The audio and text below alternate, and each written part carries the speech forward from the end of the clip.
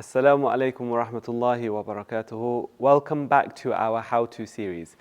Today we will be discussing how to behave in the masjid, more specifically as it relates to the Taraweeh prayer.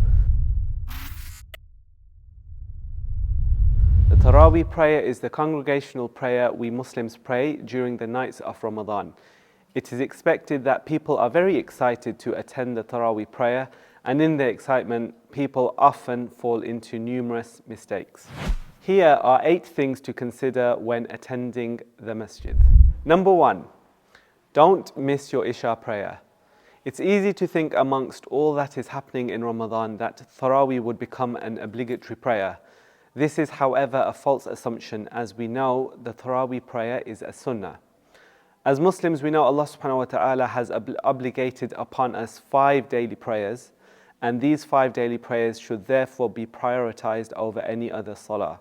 So the next time you plan to attend the Taraweeh prayer, make sure you always prioritize your Isha over your Taraweeh. Number 2, do not rush to the prayer.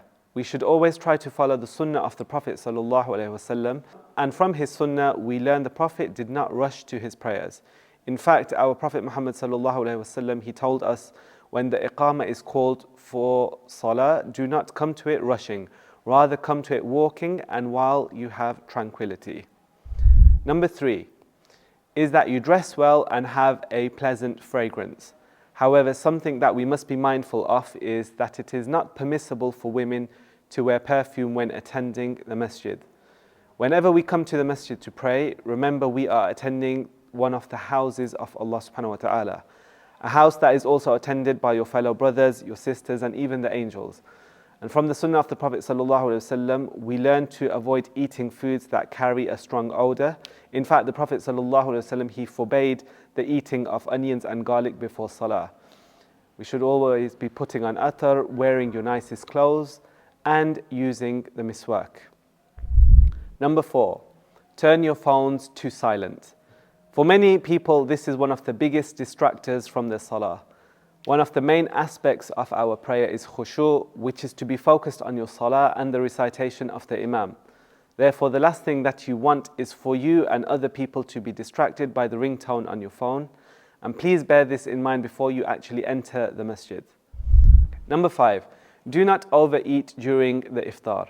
Some of the downsides of overeating are laziness, tiredness, bloating, and burping. The Prophet Muhammad sallallahu alaihi wasallam informed us a human being fills no worse vessel than his stomach. It is understandable, however, after a long day of fasting that the temptation can be too strong for some, but you do not want to eat so much that it is difficult for you to stand and concentrate in your salah. Number 6, focus on the Taraweeh prayer. One of the main wisdoms of the prayer is to listen to the Quran, since Ramadan is the month in which it was revealed. You must ensure that you are focusing on the recitation of the Imam and avoid zoning out and getting distracted. What may help with this is reading the translation of the ayah that are going to be recited that night during the day.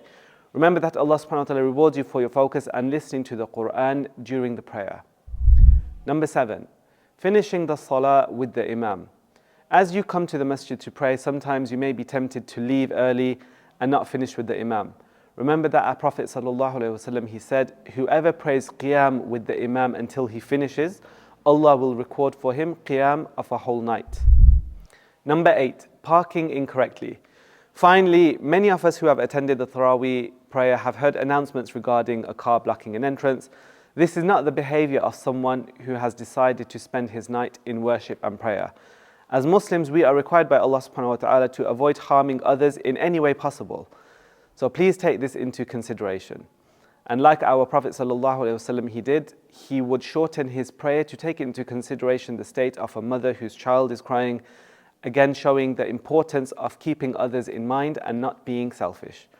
We ask Allah subhanahu wa ta'ala to make us from those who implement the sunnah of the Prophet sallallahu alaihi wasallam. هذا والله أعلم وصلى الله على نبينا محمد وعلى آله وصحبه أجمعين. If you found this video helpful, please make sure to like, subscribe, and share with your friends. For more videos like this, check out our full how-to playlist in the description below. Barakallahu feekum. Assalamu alaikum wa rahmatullahi wa barakatuh.